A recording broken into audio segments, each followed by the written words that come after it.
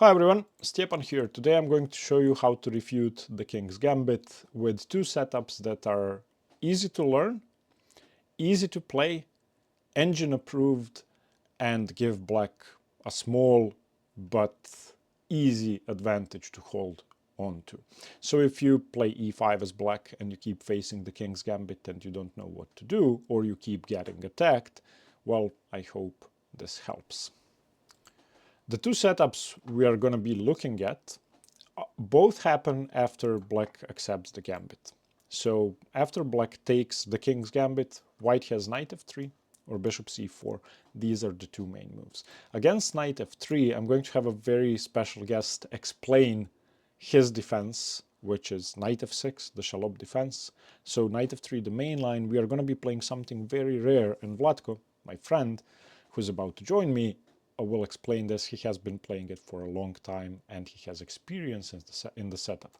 And against bishop c4, we're going to be playing another very rare defense called Maurian Defense, which is easy to play and flexible and gives black, well, a pretty comfortable position without too much risk. I am also going to be playing these positions out against Nocti. I have imported the repertoire for all of this on Nocti, so if you follow the link in the description, you can test yourself against a human-like AI. It's going to challenge you like a real human would. You can select the strength level and basically get experience in these openings before you play them against real people. And you can also find the PGN to this entire study below, and then you can import it into Lichess or Chessbook or whatever you want to use and learn it that way. Okay, so for this segment, my very good friend Vlatko Lovrinic. Welcome to the channel, Vlatko. Hi, thank you very much for the invitation. Thank you I'm for so glad helping. to be part of this channel and of this video. Yeah, so Vlatko actually plays e5 and has been playing e5, well, since I met him for the last, 8 years. And that's why he has way more experience than me. Okay, thank you. I just want to present you one system against the King's Gambit, which is particularly a system against Knight f3 King's Gambit. So we can start with, I can show you the moves at the beginning of this variation. So if white plays knight f3, here my favorite move here is knight f6. This is called the Schallop Defense, and I think it is a very rare move, and probably your opponent will not be expecting it, because I think there are at least 5 or 6 more popular moves on move 3 for black here. And what is the idea? Well, black simply develops a piece and immediately attacks the center, immediately attacks the pawn. Now, the main line is to push the pawn forward with e5. And I think this is what you will see, even if your opponent is unprepared and is surprised. It is also a very natural thing to just push the pawn forward. And now we play knight h5. And this is a trademark of this variation, that knight goes to h5. Your opponent might think that you have no clue what you're doing, because knight on the rim is not a good piece. But here actually it serves a very, very good purpose. It protects the f4 pawn. And we are not only protecting it because we are greedy and we want to keep the pawn, but we're really putting a stop to white's queenside development. This bishop will have hard time entering the game. White will usually not be able to develop his attack on the f-file with this pawn still on the board. Okay, you can argue that, well, we can also protect the pawn with g5, which is the main line.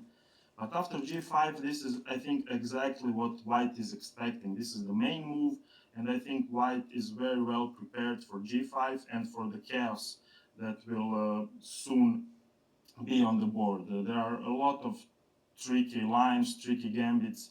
You should know, like Muzio Gambit, Kisaritsky Gambit, Algevir's sacrifice. So I think this is exactly what White wants. And here we want a totally different game. We want a game where White doesn't get his attack. Can I ask you a question? Yeah. So in this Schallop line, you usually protect the knight with g6. Yes. But yes. why not play g5 after knight h5 to double protect the pawn? We can do that in some lines as well, but you will see, it depends on what White does next. But in some lines, yeah, we can also do that. But Okay. because this queen is X-raying the knight, we usually need the pawn on g6. Okay, makes sense. But yes, this is also possible. This is also possible sometimes later. Push pawn to g5, maybe even from g6 to g5. But sorry, another question. Yeah, so yeah. if, I don't know, let's say White plays any move and then you play g5 immediately, and then White plays some move and you play g4 with queen h4, isn't that crushing? So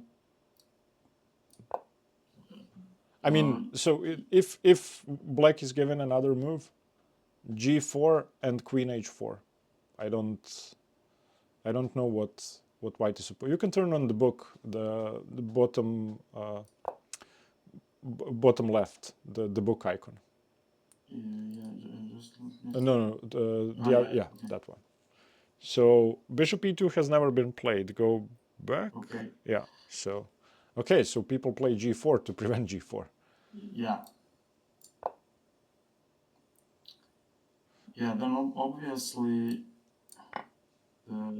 this is has also never been played. Yeah. This is not good. Yeah. Okay. Yeah. Sorry. Yeah, you have to go back then. Yeah. No. I was just wondering why g5 Yeah. isn't popular. Can you just put any random move on the board like a3 and then play g4 for black to see if that's winning? You can turn on the engine. Yeah. Okay. Yeah, well, I guess, yeah, I guess then you get this something similar to the Muzio Gambit. I guess. Yeah. Okay. I understand now. White sacrifices a knight. Yeah, I never thought about this line before. I have to admit. It looks winning to me, but maybe there are tricks. Okay, now it is winning, but and as you can see now, White cannot move the knight because of this check. But this is very good point you're making, because what I just wanted to say that you cannot get rid of this knight very easily. Mm-hmm. It's very good here protecting because the knight on f3 cannot move. Okay. Because if it moves now somewhere, I don't know, let's say you want to immediately get rid of this knight, then we have this check. Yeah. And your point is totally okay. If this knight is removed, then this check is deadly because now we have triple control on the g3 square, so g3 is never possible. Yeah. Okay. So yeah, so this is one good point of this variation, that it's very difficult to dislodge this knight. I mean, g4 is like not possible. I mean, you will simply take en passant, and for the moment being, the knight cannot move. Okay. But you should be aware that the moment the white castles, then this knight needs support. And you should be aware of the tricks. You should be aware that if this knight hops somewhere with tempo, then this knight will drop. Okay. Okay. So right now, right now this knight is perfectly placed, but you should give it support with g6 probably in the future. Okay. So what will usually happen next? White will continue to develop, And now, second very important theme of this opening, you should strike immediately in the center with d6. Immediately attack this most forward pawn of white. And you are like never worried that the pawn will be captured, because then you simply developed another piece and have even more protection of the f4 pawn. So this is probably something white will not do. White will try to castle as soon as possible and play against this knight. So probably bishop c4 next. I should just mention, if here white changes plans and plays something like queen e2, then you should not, usually it's a good idea when queen e2 is played to simply play bishop e7, castle, and put the rook on e8 as soon as possible. Oh, but the knight is hanging on h5. The knight is hanging, yeah. So here it's, so you should actually here close the diagonal, because if you play bishop e7, then you simply lose the knight after this. So be a little bit aware and a little bit cautious while your knight is not protected. Okay. Okay, but if white continues with bishop c4, then you should develop the knight. Wait, d5 doesn't work because of bishop f7? Instead of knight c6, can we trade queens? So if we take on e5? Yeah, again, this is what we would like to do, but now, like I said, the trick is this and this, and the knight drops. Yeah. Yeah.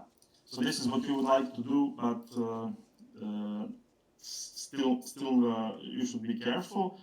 And this knight c6 is a multi-purpose move, because you increase pressure here, and in some variations the knight can maybe block the check on the open e file. We will see that. Okay. And now when white castles, now you will play g6. Also very thematic.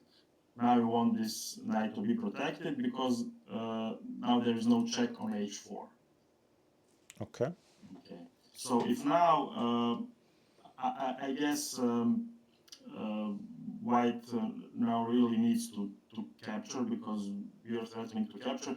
If rook comes to e1, then we can simply close the e file. And now this rook is a bit misplaced, because it would want to be here and put pressure on the f file. Okay. So usually captures, we capture with the bishop, and now if check, we can block the e file, and everything is very good for black. We will cancel. We might even consider playing bishop to g4, or maybe bishop to g4, queen to d7, and maybe even a queenside castle. This seems good for black. Yeah. And now later you might consider, if the pressure on f4 is too big, you might consider g5. Or if you castle queenside, you might consider starting an attack on the king, because I think here the position of the white's king is not that much safe. Yeah, I think black is attacking. I agree with you completely. Yeah. What's the engine evaluation? And you're still a pawn up. I mean, but like I said, it's not that we are that much greedy.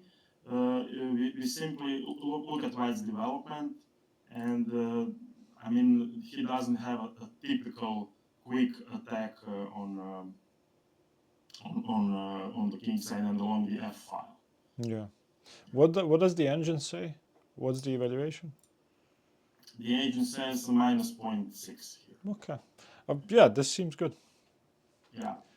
So I don't know. I have to mention that in tournament over the board games, I faced King's Gambit only twice in the last 7 years. So I think it's not a lot. But how did you do? Sorry. How did you do in those two games? Yeah, I drew both games. But I should say, because I played poorly in the middle game and in the end game. I think I was actually better out of the opening both Was it the games. Schallop Defense? Yes, it was Okay. both, and I saw that my opponent started thinking like on move 4 immediately. So when they saw knight f6, they started thinking like for 3 minutes on move 4. So I think it's really a surprise weapon. Do you have your score sheets for those games? Yes. Okay, maybe we can put them in the study. Guys, this study with all the variations Vlatko is going to show you will be in the description below and in the comments. And if we manage to import the games, they will be there too. Yeah. Okay, I should mention that if you face a little bit better prepared opponent, then he will realize, or if he's prepared, he will realize that actually the bishop is better on e2 than on c4 in these variations. So there is a line with bishop to e2 here. And but we simply continue. I'll turn off the engine. We simply continue with our plan. So we attack this knight. Okay, and here, if again white quickly castles, we play this g6 move. Okay, and now if d4, there's knight c6, and if you can notice, we have exactly the same position as in the previous line, but the bishop is on e2 and not on c4.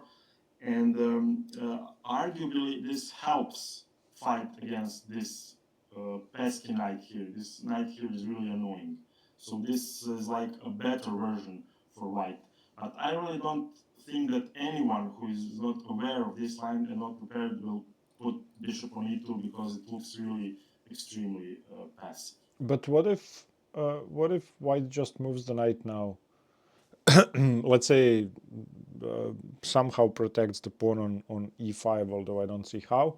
But if the knight moves to d2 and then bishop takes h5, g takes h5, queen takes h5, and we're threatening rook f4, I don't know, it seems... For example, let's say knight d2. Yeah. And then you win the pawn on e5, maybe.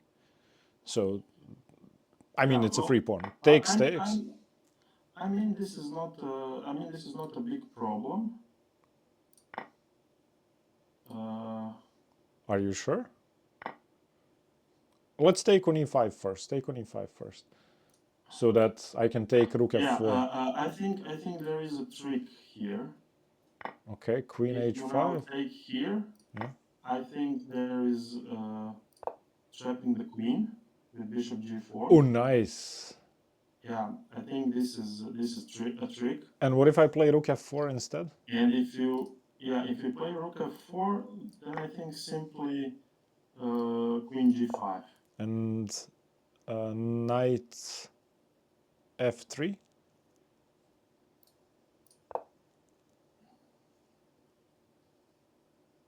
Yeah. You can turn on the engine. I mean, let's not guess. This is just... Yeah. Black is minus 0.4. That's... Yeah, I think you can take, because you take with the check, and then you can move the queen. And Are you sure? I think again you will castle queenside, and you will use the open g file for the attack. I wanted to mention this is another theme in this opening, that sometimes you will allow that this knight is captured on h5, and you might even give this pawn back. But then you have bishop pair, and you have open g file for the attack on the white's king. That sounds great. Always castle queenside. But how? Yeah. How do you castle here? Let's say you do take on f3 and I take with the rook. You have to move your queen. Yeah. Okay. If I had to choose... No, but don't I have rook e3? And okay, you have bishop e6, but... Okay, it's not maybe so easy to castle. Yeah, I agree. It looks extremely unpleasant. Now I can take on h5, maybe? Oh no, taking on h5 allows you to castle. But I don't know, I would take white. Maybe the engines... Yeah, your king is stuck in the center. You can go rook d8 now. That's probably the best move. Yeah. I mean, maybe I don't know. Maybe I can go rook d8 and lift the rook and maybe walk to safety. Because I mean, if you okay, let's just see. Yeah, if you look, I mean, the engine still prefers black. Okay, this is the engine, but white is still not developed. I mean, I so know. white needs few more moves to develop. But I understand why you said that bishop e2 is better. This seems like Yeah, what the King's Gambit player would like to play. exactly. So, like I said, bishop e2 is better, but I mean, only a prepared opponent can play it, I think, because it's so unnatural to put the bishop on such a passive square. Maybe And it's not. and on move 5, and then only on move 9 or 10 you see the purpose. The purpose of it. Maybe you're right. I don't know. I don't play the King's Gambit with either side. But Yeah, I mean, I have to say, like I said, I played it only twice in tournament games, and I usually play it in over the board games. And I don't remember someone ever played bishop e2 against me. I can't even remember. So okay. I just wanted to show you what like the main line is. Okay. And I don't know, here maybe you could do some more research, and maybe there are better moves for black along this line. I don't know. Yeah, I'm sure there are for both sides, but it was just Yeah, if you play bishop yeah, e2, the idea must be to take on h5. So I was wondering what happens. yeah. This is the idea. Okay. Do you want me to show you some more lines where in this position white doesn't play e5? Because these lines are also possible. Maybe just quickly Yeah, to sure. cover them. Yeah. And just to show you the main idea. So here, if knight c3, which is like the main way to defend, the idea is to immediately strike in the center with d5. And actually, we're playing this move however white defends, even if white defends with d3, or even if he defends with queen e2. Okay. So, and now if e5 now, then we have our standard plan with knight c6, and here is actually a line you were mentioning before, g5. Okay. Here, and if knight g5, then we can take here and give this annoying check. Why not take on g2? Ah, there is bishop f3. Yeah. Yeah, bishop f3 and d5 falls. Not only bishop f3, but knight d5 is unpleasant. No, but queen g2, bishop f3, and then knight d5. Yeah, it's crushing for black. Yeah. Not Okay. taking on g2, but giving this check, and sorry. And after bishop e6, now we are going to castle long and put the rook here, and I think this is good. Looks good, yeah. So yeah, you were right that in some positions we will play g5. Wait, can we play knight takes d4? Can you go back to that position with, what was it, king f1, and then instead of bishop e6, can we play knight takes d4? Here? Yeah.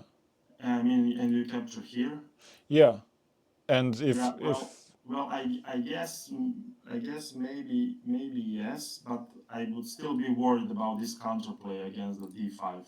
But we have knight c2. Okay, yeah, maybe you're right. Yeah, okay. I was just, everything's hanging, so I'm confused. Okay. So this is like another idea. When your opponent doesn't play e5 immediately, then just strike in the center. And if now something like this happens, I think we have a pleasant game. Okay. Good. For example, one nice trap here, d4, and you can play bishop e7, and if now bishop f4, we pick up the bishop. Oh.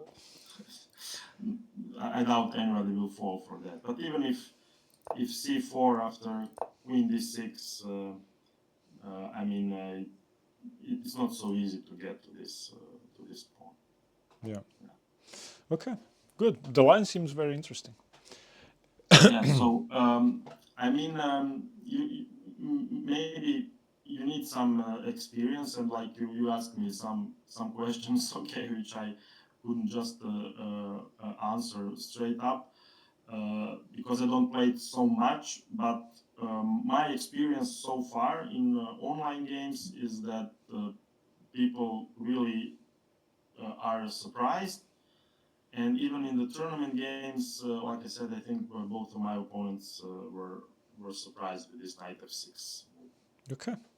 And later, when I talked to them, they said, "Yeah, it's a rare move. I need to think trying to remember what are the ideas or something like that." So, Where did you learn this line? yeah, I actually found it in Martin Walkender's book, Open Games with Black. Yeah, I went through that. Which is really, if you are an e4, e5 player, which is really a great book. It was published in 2015, so maybe now it is like 10 years old. But I think that some ideas in that book are really great in all lines for e4, e5 players. Yeah, I don't think that the book can be outdated for people of our level. Maybe if Yeah, you're 2700. yeah, that's true. Okay. Okay, although I should mention that the book doesn't cover how to play against the Spanish game. It covers all other variations for e4, e5 players. Okay. But no repertoire for Spanish game. Okay. Vlatko, thank you very much. Okay, I hope this will be good for your viewers. And thank you for inviting me to the channel. Yeah, thank you for being here. One more question. What do you play when they don't play knight f3? Well, on bishop c4, I play c6. Okay. Okay. Which is also, I would say, a bit rare. As much as I learned from also that book, we should not be that much tempted on giving this check on h4 with the queen. Yeah. Because again, that's probably exactly what white wants, and then even though the king is displaced on f1, the queen will simply be chased away and will development from Yeah, white. makes sense. Okay. Yeah. Thank you. Let's continue with the other variations. Okay. Bye. Bye. Okay, so before we continue with bishop to c4, we are going to test Vlatko's theories and ideas against Noctis. So I have created an anti-king's gambit repertoire.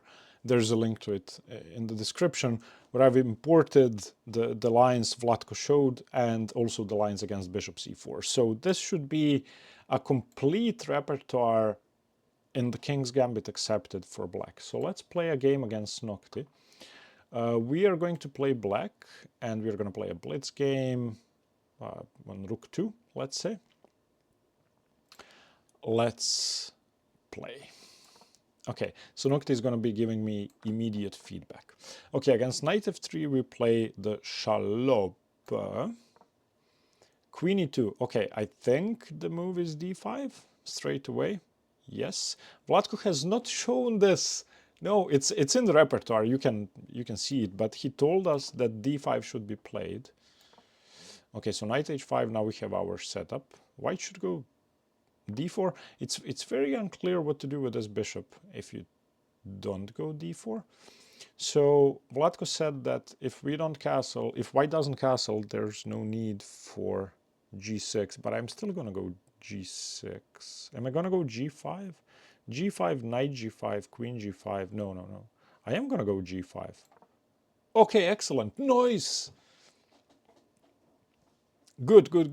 Obviously, I have no experience in this. I'm just trying to play chess. Let's see what happens. c4 makes sense. Now, I don't want to give away my center, but I also don't want to give away... I don't want to occupy the square for the knight. That being said, c6 may be the best move. So c6 takes, knight c3, bishop e6. Makes sense. No, this is a blunder? No, come on. What's wrong with bishop e6? Oh, is there... Ah, there's queen b5 in the end. So I may have to take with the bishop, but then knight g5. Oh, come on. Okay, we will see. If queen b5, queen d7 should work.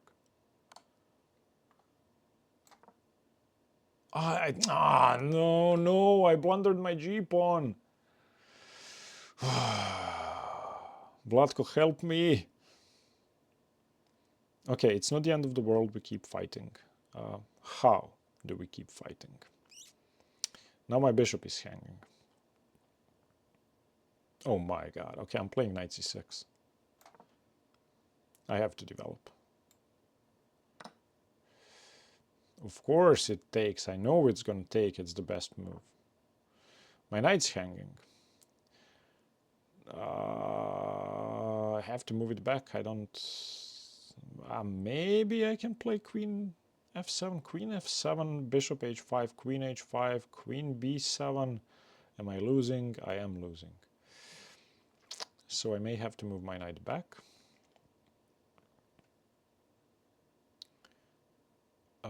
Can I play knight takes d4? Knight d4, queen d7, king d7, bishop h5, knight c2, king somewhere, knight a1, and my knight is trapped. So I'm basically giving up 2 knights for a pawn and a rook. Is that good? No, stupid. The knight hangs with check. I cannot do that. I have to move my knight back. Now d4 is hanging. Well, can't I take on d4 now? Knight d4, queen d7, king d7. The bishop is loose. Okay, I'm gonna take on d4.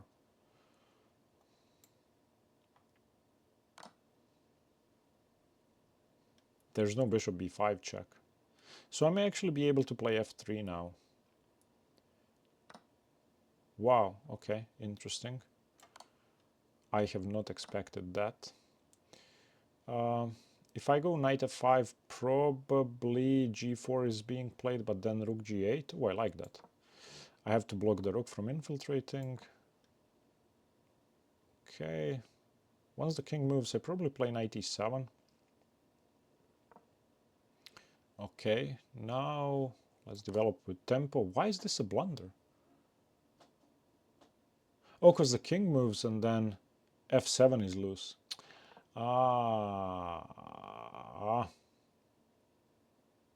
Yeah. So I may have to go knight h6. I need to cover f7. I don't see... Wait, why is this? Oh. Yeah, I just lost my knight. No, I'm going to resign. Okay. Let's do one more. Let's do one more. Queen e2 again. It really likes queen e2. I don't know why. Nocti likes queen e2. So yeah, this is what I do when I'm trying to learn a new setup. We played g5 last time. Getting experience in positions like this is, I think, much better than actually learning theory. Okay, so last time I played c6, and that was bad. So let's improve on our play. Let's play knight c6. That makes way more sense, and it's also what Vlatko recommended in the video. What's queen f2? Oh, maybe just defending the d-pawn? Okay, Vlatko usually says bishop e6, but I'm tempted to go bishop f5 to just block white's bishop. Yeah, makes more sense to put the bishop on an active square. I don't really want my bishop on e6. Okay, prevents bishop b4. So let's just go bishop e7. I don't want my bishop on g7.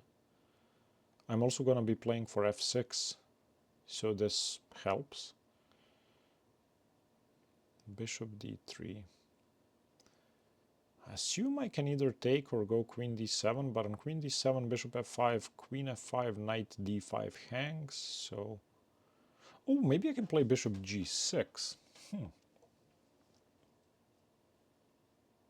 No, I'm gonna take. No reason to play bishop g6. And now let's castle queenside. I mean, why not? This game is going much better than the last one because I haven't played c6. So you can see that I'm learning. Okay, castling queenside. It's an okay move.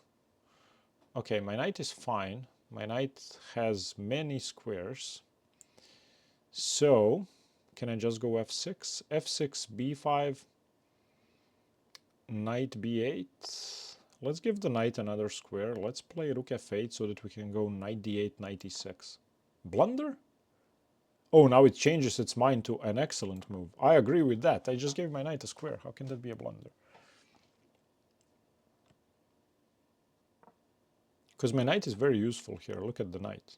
Controlling d4 and g5 and everything. Okay. Challenges my bishop. I have to play f6 at some point, but I can also consider playing f5.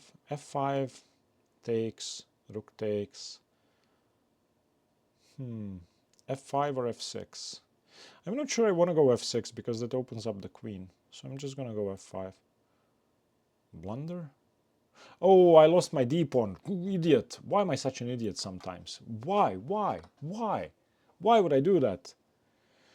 Yeah, now I'm just losing because the d-pawn is moving forward and the best I can do is probably to go g5. d5 takes. Oh man, why?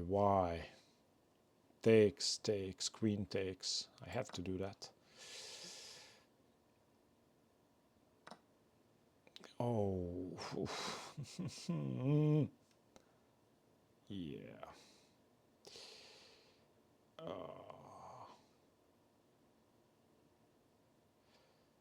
I don't know what to do.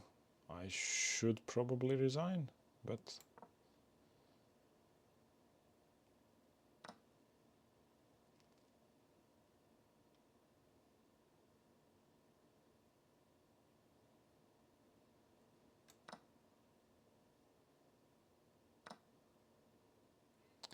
Okay.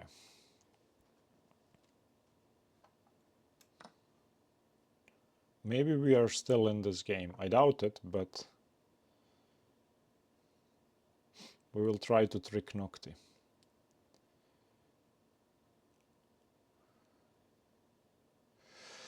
Queen e5 loses to knight c6 check, so... I mean, everything seems to lose to knight c6 check, so I don't really know what to do. I'm afraid of knight c6, so... It seems like I have to do this. Okay. We have to bring the king close.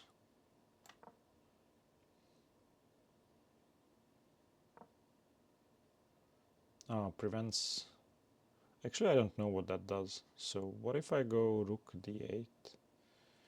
Rook d8. Isn't this a blunder? Oh, no.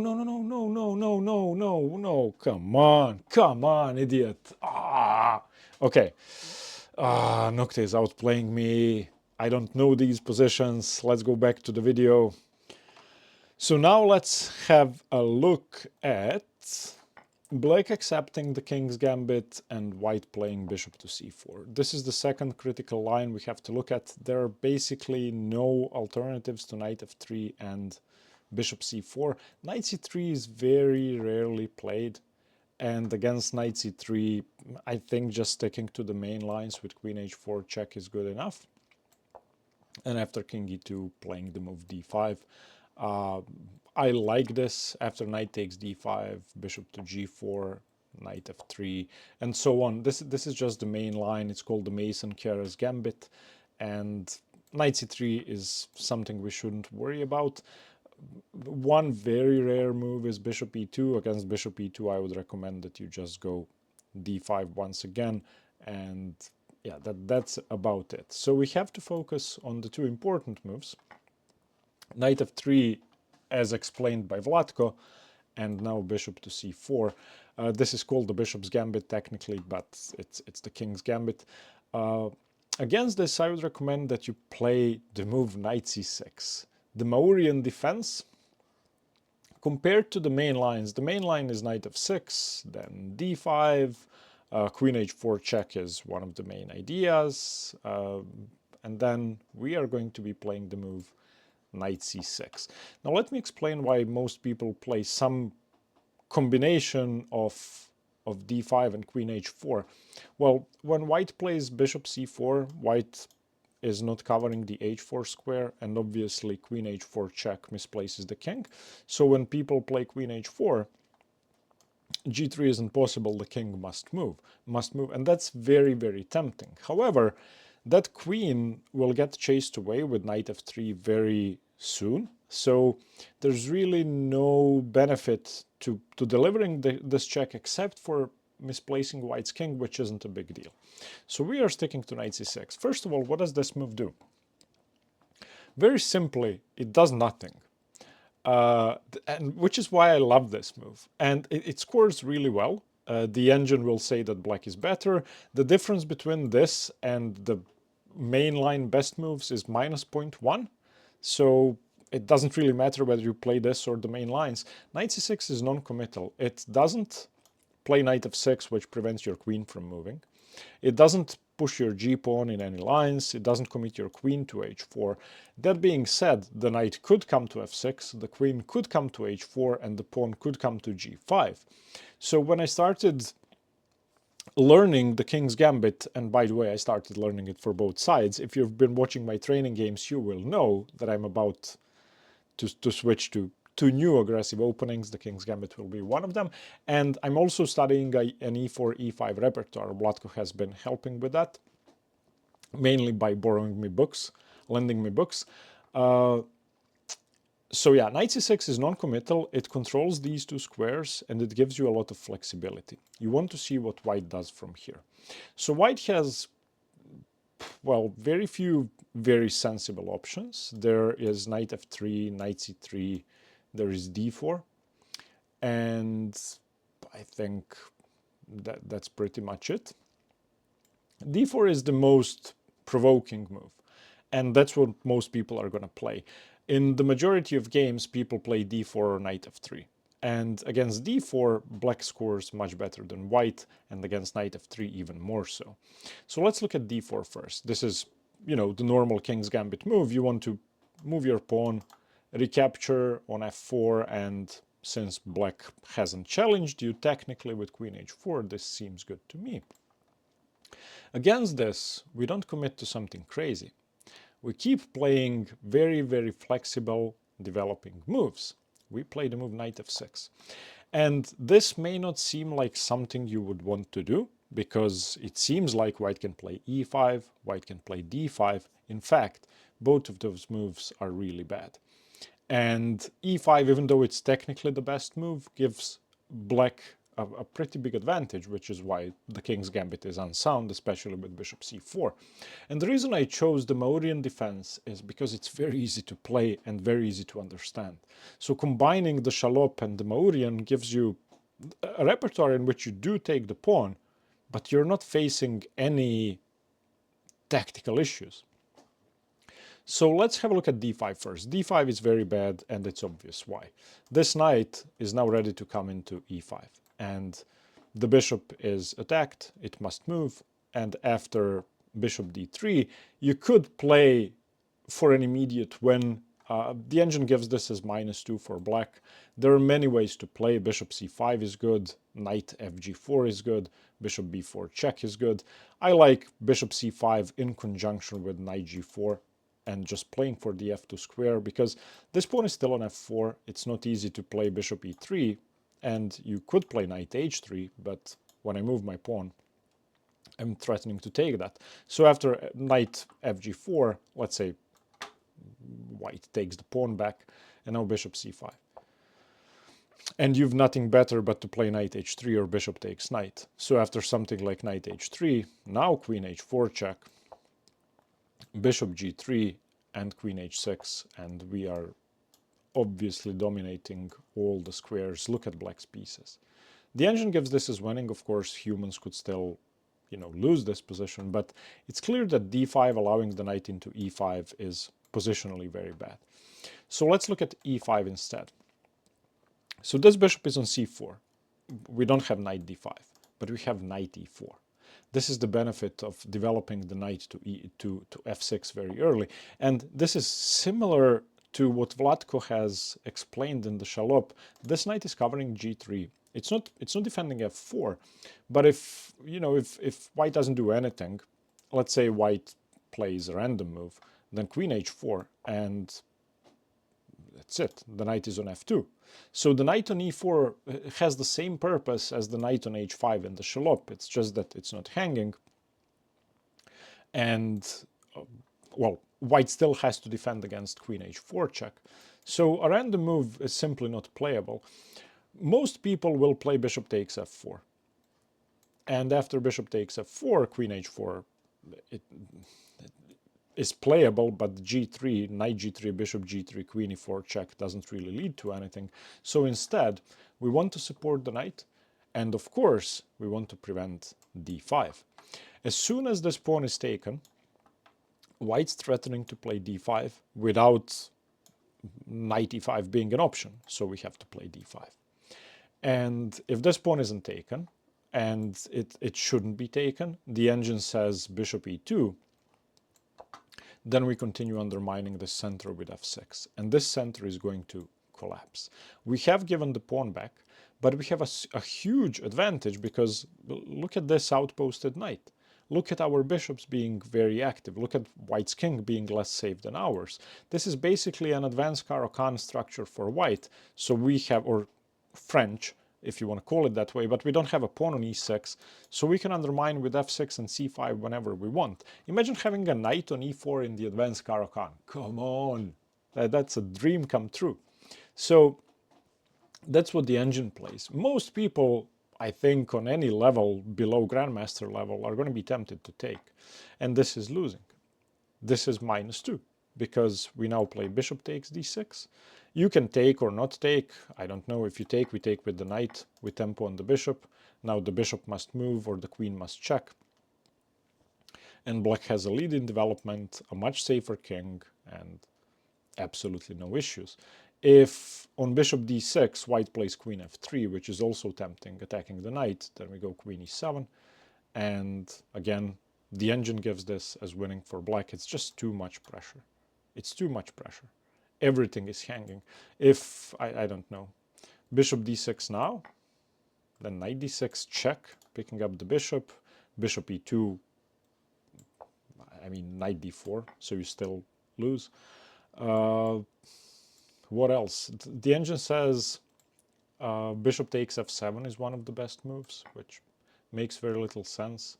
You cannot take this. I mean, you could with the queen and lose the knight. You, of course, cannot take with the king because of bishop d6. But the best move is king d8, and now the rook is coming to f8, and the engine says this is -3. So none of this stuff works.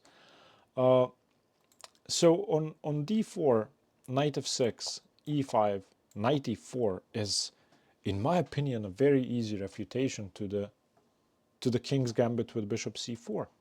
If bishop takes f4, again we go d5. The bishop should move back. We know that taking is not good. Once the bishop moves back, we just continue with f6. And that's it. Let's say white continues developing, knight d2.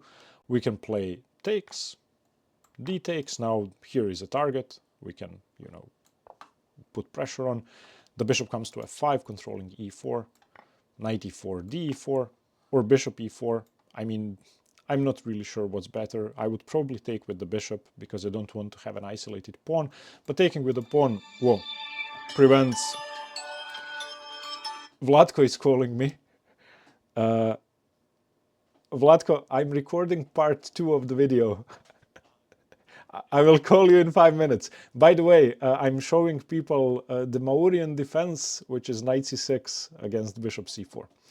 I will call you later. Bye. Yeah, I wouldn't have picked up if it wasn't Vlatko, but it's funny that he must want to discuss the video we've recorded. In any case, the Maurian defense is very, very, very tricky for white to face, I think. Now let's look at the alternatives to d4. If they play knight f3, this is slightly different, and they have prevented all lines with queen h4. So in this case, I actually like playing the move g5 and not knight f6. And after g5, white is going to continue with d4. We are going to play bishop g7, and we are in time to prevent h4 with h6. And we are entering basically normal king's gambit lines with knight f3 and bishop c4, except with knight f3, except that these two moves have been played, and of course any taking. Since the bishop is on g7, the rook is defended, so something like knight c3, d6, we just have a very, very normal position in which black is up a pawn for no apparent reason. So if you want to have safe weapons against the king's gambit that are rare at the same time, take the pawn, and against knight f3, play knight f6, and against bishop c4, play knight c6. These two moves are, in my opinion, the easiest setups you can choose for black. The PGN for this and the repertoire is in the description and on Nocti. Test these out against Nocti. I think that's the first step to actually learning something. You saw me and you saw how I fared against Nocti in the Schallop. That gives you real life experience. It's similar to playing a human. Thank you for watching. Let me know what you think and let me know what you play against the King's Gambit. I will see you soon. Stay tuned for more chess. Bye.